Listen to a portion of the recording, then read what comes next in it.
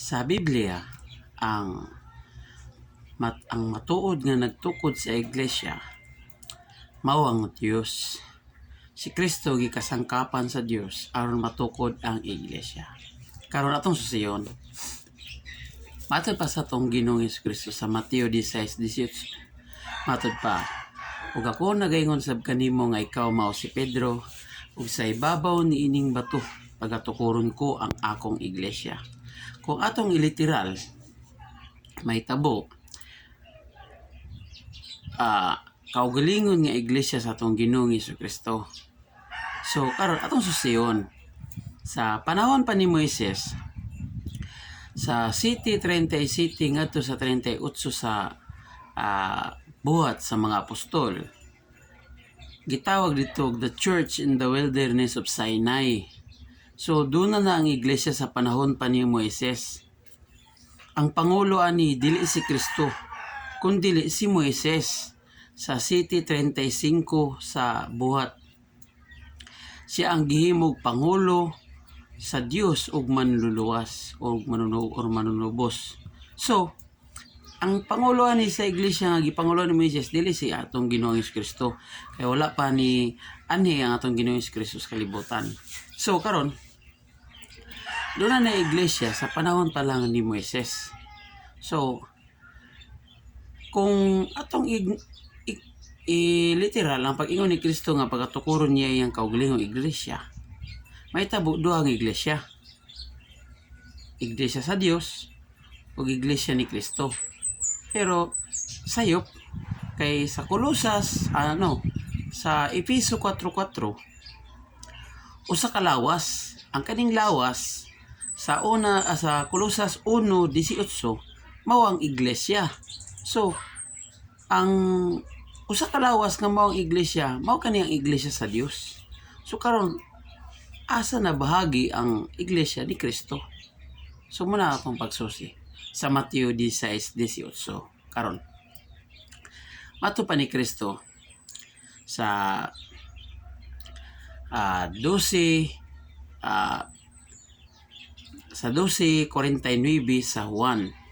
Matod pa niya, wala ko magasulti sa akong kaugalingon, kun dili ang amahan nga nagsugo kanako, siya nagatag kanako sa kasugo sa akong igapamulong ug sa akong igasulti. Ito pa niya, namakak ba nga tong Ginoong Kristo nini? Matod pa niya, wala ko magasulti sa akong kaugalingon, kun dili ang akong amahan nga nagsugo kanako, siya nagatag kanako sa kasugo sa akong igapamulong sa akong igasulti. Dili may tabo nga mamakak nga tong Ginoong Kristo. Karon doon ay prophecy dito kang propeta Moises nga ang Dios nagigistorya kang Moises sa dihang wala pa namatay ang si Moises. Mato pa sa Dios sa Deuteronomio 18:18. Mato pa niya sa kang Moises, doon ako'y pagabangunon usa ka manalagna nga sama kanimo sa taliwala sa imong mga igsuon. Ang akong pulong ibutang nako sa baba ni ining manalagna. So ibutang kuno sa Dios ang pulong kuno niya sa baba aning manalagna. Karon kinsa man ang manalagna nga pagabangonon sa Ginoong Dios? Sa buhat sa mga apostol sa 3:20,22 itong basahon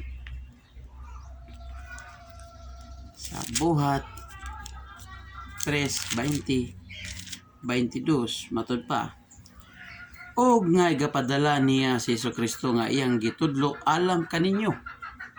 22, si Moises sa pagamatod nag-ingon, usa ka manalagna nga sama kanako pagabangonon sa inyong Ginoong Dios sa taliwala sa inyong mga igsuon, kaniya magpatalinghog kamo sa tanang mga butang nga iyang igasulti kaninyo.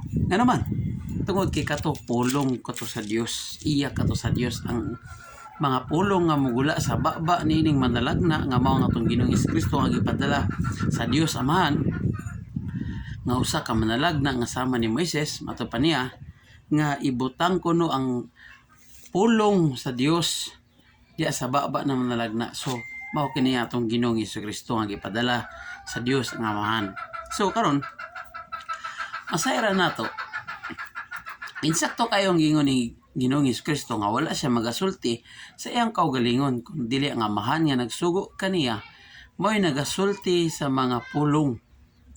Nga naman, matupan niya, wala akong magasulti sa akong kaugalingon kung dili ang Amahan nga nagsugo kanako. Siya naghatag kanako sa kapulong sa akong igapamulong, sa akong igasulti. Karon, matod pa sa Juan 5:19-31, matod pa sa Juan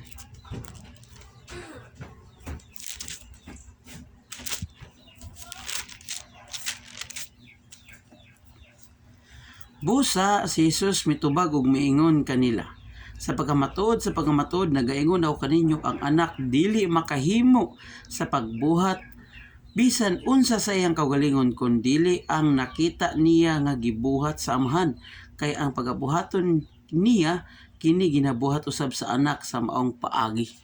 So it means ang Dios nagabuhat. So, si Kristo gikasangkapan sa Dios. Aron ang pagabuhaton sa Dios, mao sa bang gibuhat ni sa tong Ginoong Hesukristo. So, ang atong Ginoong Hesukristo, masayra na to, gikasangkapan sa Dios aron matukod ng maong iglesia.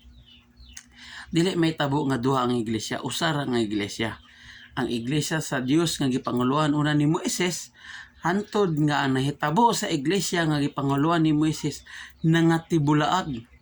Mabasa nato sa 34 sa Ezekiel.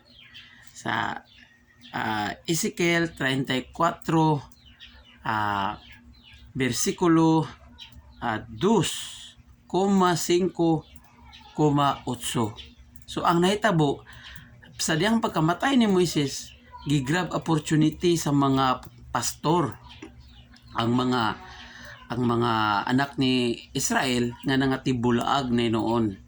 O nga matod pa sa Dios, imbes nga pasibsibon nila ang mga karnero nga mao ang anak ni Israel, nga mao ang katawhan sa Dios, ang katawhan is mao nga iglesia. So imbes nga ilang pasibsibon ang mga aning katawhan sa Dios, ang gibuhat sa mga pastor, ilang ginagrab opportunity, sila ni noon nagpasibsib sa ilang kaugalingon. Mao nga nangatibulag ang mga anak ni Israel. Sa diyang gisugo ang atong Ginoong Hesukristo, ang gibuhat sa atong Ginoong Hesukristo, mao ang pagbalik sa mga anak ni Israel. Sa Mateo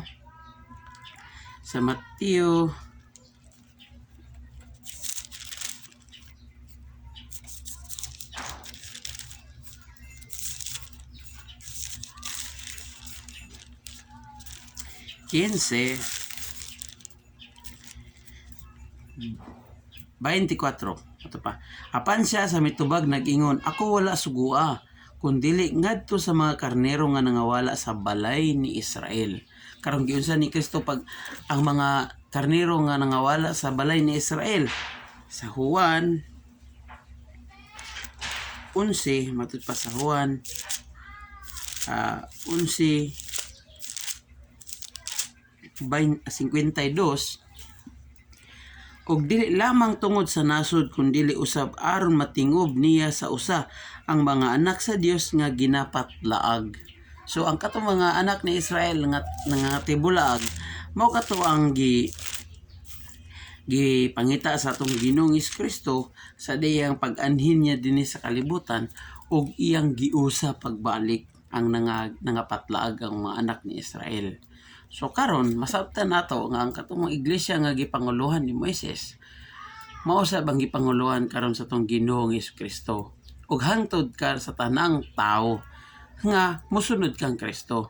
So karon mato pa ni Kristo, wala siya magasulti sa iyang kaugalingon kundi ang Amahan nga nagsugo sa iya, mo'y naghatag sa usa ka sugo sa iyang gapamulong ug sa iyang igasulti.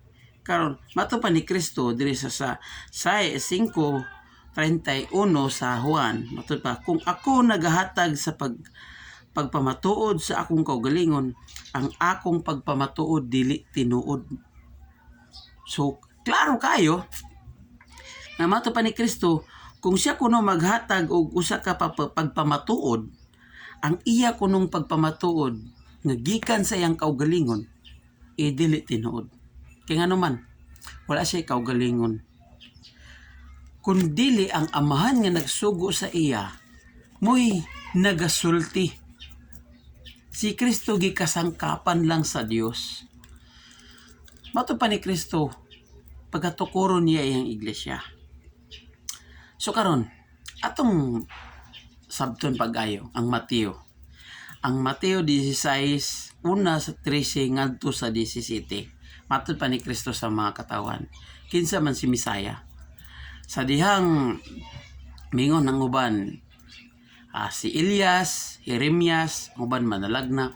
Sa diyang nangutana si Kristo sa mga tinud-an, kinsa man ko para sa inyo. O si Pedro mitubag ug miingon, ikaw ang Kristo ug anak sa Dios. Sa diyang mingon si Kristo sa Pedro, Pedro, wala kini gipahayag sa imo sa unod ug sa dugo, kun dili ang akong amahan nga tuwa sa langit. Ang nagpahayag kuno kang Pedro, dili ang unod ug ang dugo. Masayra na to pag-ayo. Si Kristo, doon na siya unod. Ug doon na po siya dugo anang panahon na. Mato pa niya, wala kini gipahayag sa imo sa unod ug sa dugo, kun dili ang akong amahan nga tuwa sa langit. Sa 18, ug ako nagaingon usab kanimo. Nganong doon na may usab? Kung si Kristo pa nagsulti sa iyang kaugalingon nato, dapat mingon na siya.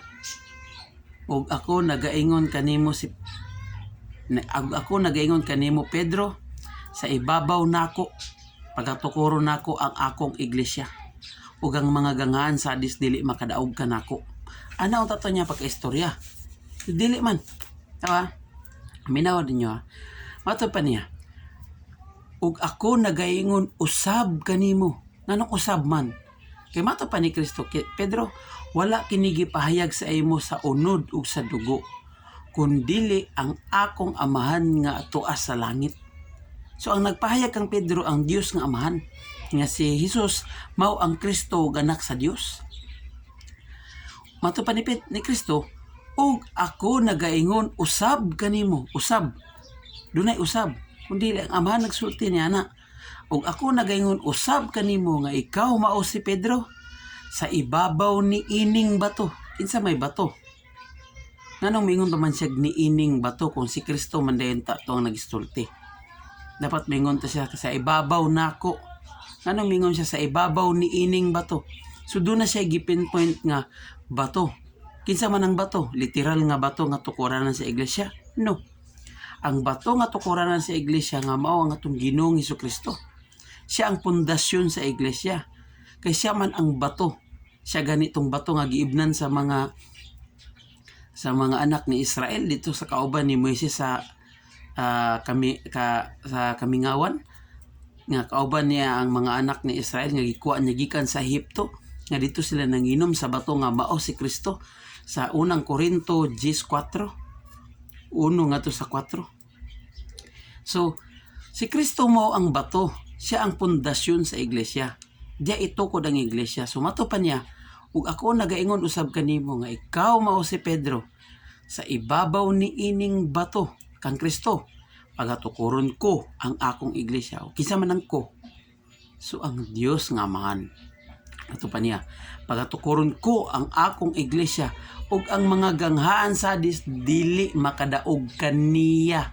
Kinsa man ang kaniya? Kang Kristo nga ang bato nga patukuranan sa iglesia. So, ang nagsulti, dili si Kristo sa iyang kaugalingon, kun dili ang Dios nga amahan. Pagkatukuron niya ang iyang iglesia. Unsa man natong kamatuoran nga ang Dios magatukod sa iyang kaugalingong iglesia. Mato pa ni Propeta David sa 127 verse 1 sa Psalms. Matod pa, gawas kong si Jehovah magatukod sa balay, kawang lamang ang kago sa nagatukod niini. So, gawas kuno ang Dios magatukod sa balay, kawang lamang kago sa nagatukod niini karon pangutana. Kana bang balay pagatukuron sa Dios literal? Literal ba nga balay nga pagatukuron diri sa kalibutan? Kay kung ang Dios magtukod og balay diri sa kalibutan, asa man kay atong agtuon dito ta mamuyo kay naa nga atong Dios.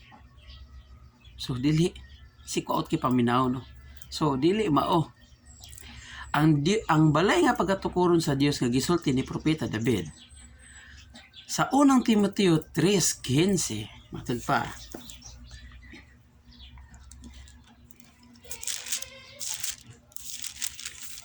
Unang Timoteo 3:15. Apan kung ako malangan og dugay aron masayran mo kung unsa pagawi sa mga tao sa balay sa Dios nga mao ang iglesia sa Dios nga buhi, haligi ug patukuranan sa kamatuoran.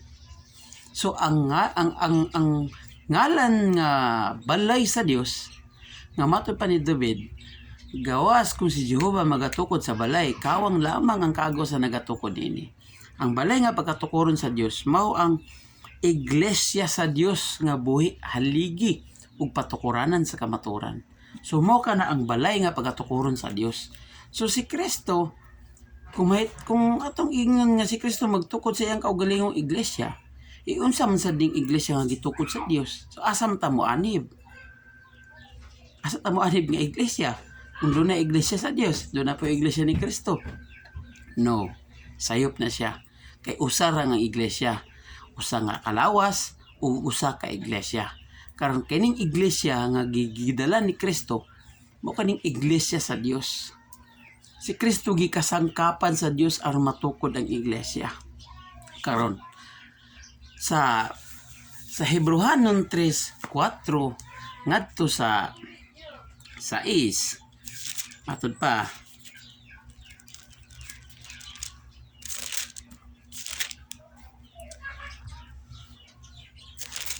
Sa Hebrehanon 3:4 ngadto 6. Kaya ang tagsa-tagsa kabalay gitukod ni bisan kinsa. Apan ang nagtukod sa tanang mga butang mao ang Dios. Ang tanan kuno nga nagtukod sa tanang mga butang mao ang Dios. Kanilang ba ang kaning kalibutan ang gitukod sa Dios? Apil ang iglesia. Kung basahon nimo sa 5 ngadto sa 6 matud pa. Og si Moises ingon nga sulugoon sa pagkamatuod matinumanon sa tibuok niyang nga balay.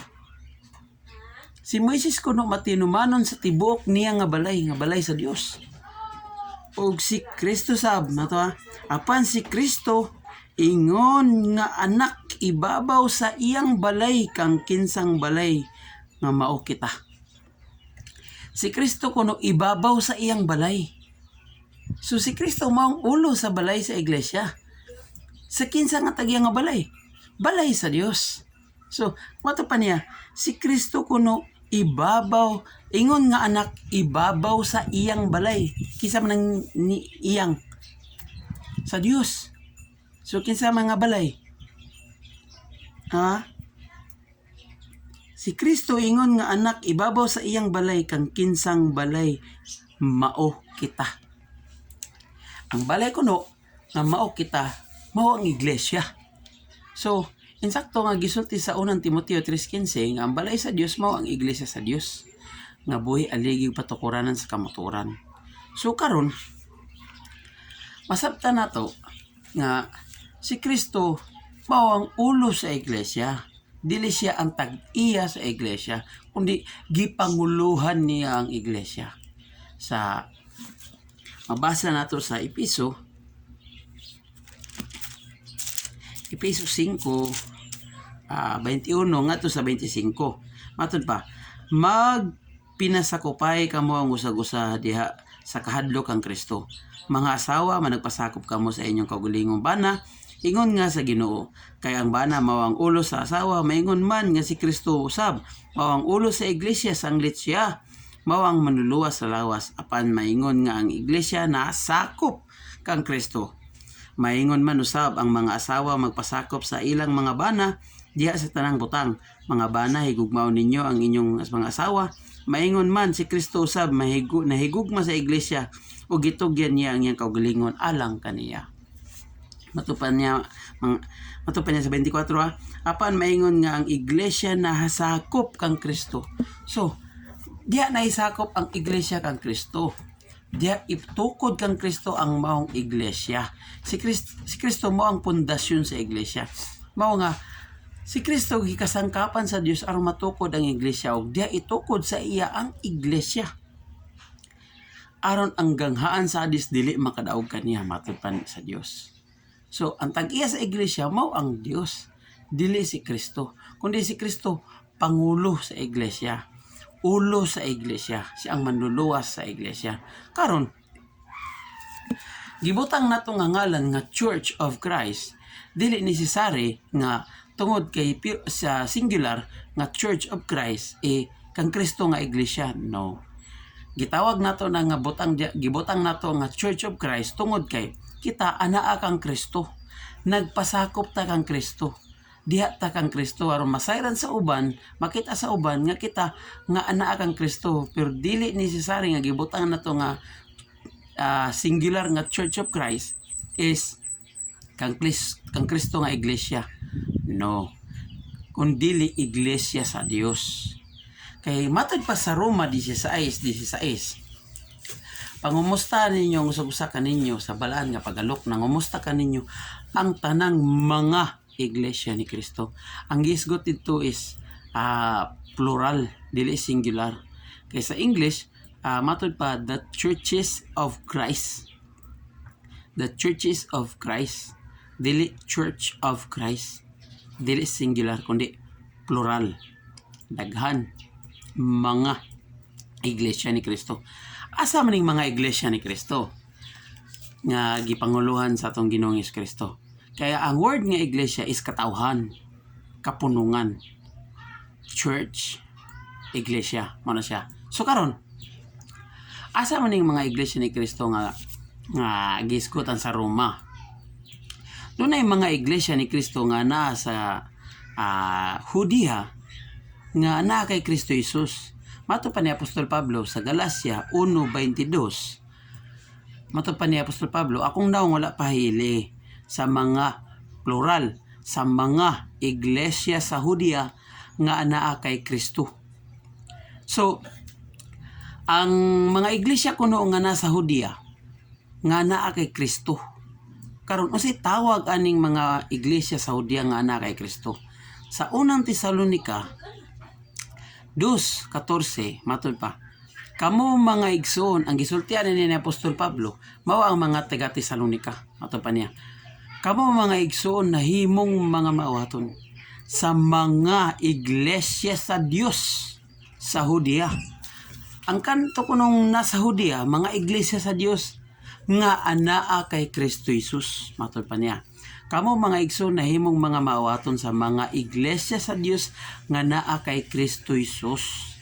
So, masabtan nato nga ang naa kay Kristo Jesus, mga iglesia to sa Dios. So, gitawag to siya iglesia sa Dios. Dili iglesia ni Kristo. Kung dili, gitawag og iglesia dito sa Roma nga mga iglesia ni Kristo tungod kay katong mga iglesia mao to ang gipanguluhan ni Kristo. Sama sa gisulti ni Apostol Pablo nga sa unang Timoteo sa Galacia 1:22 nga wala pahili akong nahong sa mga iglesia sa Hudiya nga ana kay Kristo Jesus. So, ang kato kunong mga iglesia sa Hudiya nga gipanguluhan sa atong Ginoong Kristo, wala pa naili si Pablo. No. So mao nga ang tawag dito mga iglesia sa Dios ang katong naa sa Hudiya, iglesia sa Dios nga ana kay Kristo Jesus. Karon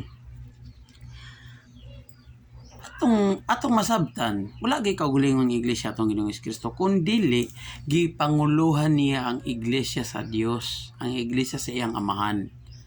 Karon ang hinungdan nganong didto ta magpasakop sa atong Ginoong Kristo aron mabalaan ta.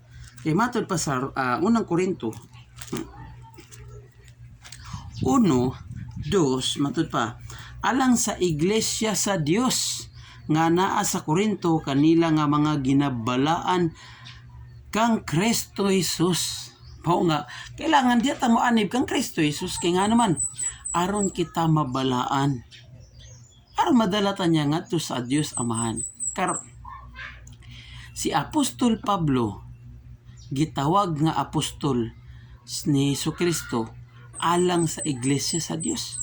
Tanawa sa diri gyapon sa unang Korinto 1:1 ngadto sa 2. Si Pablo tinawag nga apostol ni Jesucristo pinaagi sa kabubuton sa Dios og si Sostenes nga atong igsuon alang sa iglesia sa Dios. Di ba? Si Pablo tinawag kuno nga apostol alang sa iglesia sa Dios. So klaro masabtan nato nga ang tag-iya sa maong iglesia mao ang Dios ug si Kristo ulo sa iglesia. Kay sa Hebrehanon 3:4 ngadto sa 6, si Kristo kuno ingon nga anak ibabaw sa iyang balay kang kinsang balay nga mao kita. So ang balay nga mao ang iglesia. So iglesia sa Dios. So muna ang kamatuoran. So dili porke nga gibutang nato nga ngalan nga Church of Christ is kang Kristo nga iglesia, no. Gipaila lang nato nga Church of Christ tungod kay ana ata sa atong Ginoong Jesucristo. Didto ta ni anib, wala ta nagtukod sa atong kaugulingong iglesia, kundi ni anib ta sa iglesia nga natukod na nga naa kang Kristo Jesus. Sama sa taga-Hudiya, gitawag tog mga iglesia sa Dios nga naa kay Kristo Jesus. Ug kita usab diri sa Pilipinas, gitawag usab tag iglesia sa Dios nga naa kay Kristo Jesus. Busa, walay problema sa ngalan nga gibutang nato nga Church of Christ nga singular tungod kay usara man gid si Kristo. Usara ang Kristo nato, ang atong Ginoong Jesucristo. Ug diya ta magpasakop sa iyang lawas. Kay mato pa ni Kristo sa 12:30 sa Mateo, ang dili magauban kanako batok siya kanako, ang dili makig-ipon kanako tibulaag. Busa kita makig-ipon ta diya kang Kristo aron dili ta matibulaag. Busa walay iglesia nga atong gitukod kung dili nakianib ta sa iglesia nga natukod na. So gitawag tag mga iglesia ni Kristo. Pero not necessary nga tungod kay gibutang nato nga Church of Christ singular is kang Kristo nga iglesia, no. Kundi iglesia sa Dios nga anaa kay Kristo Jesus. Mabasa nato na sa unang Tesalonica 2:14.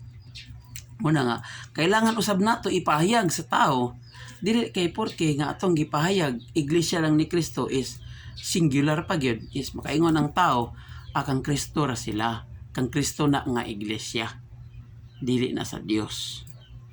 Busa dili nato butangan og kaning tunok ang una-una sa mga tao.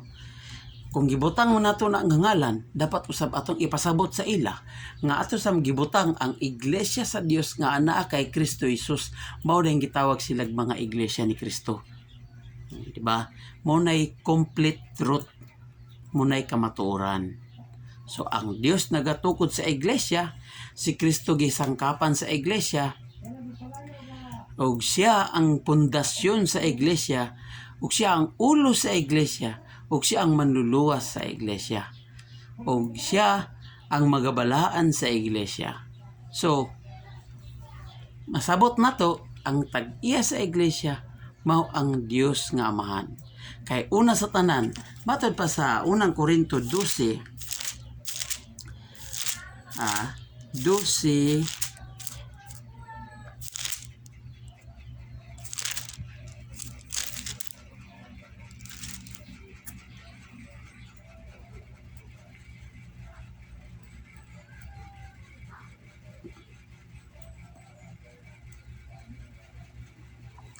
27-28.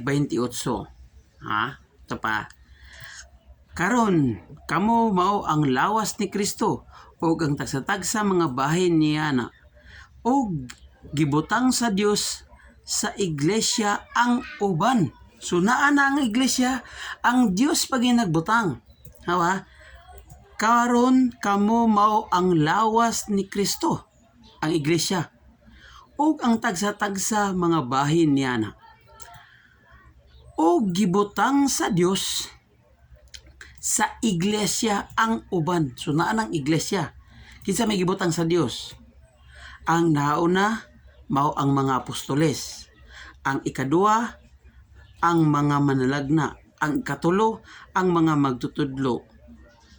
Mo'y gibutang sa Dios sa iglesia nga natukod na. So it means usa ra iglesia.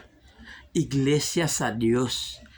Sa dihang pag-ani sa tong Ginoong Kristo tungod sa katuyuan nga iyang gipangita ang mga anak ni Israel nga nangatibulag.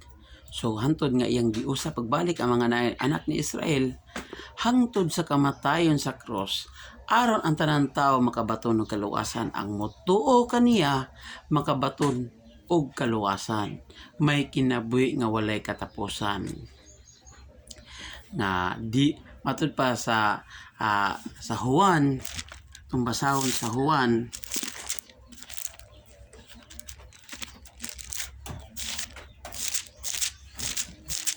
14:6,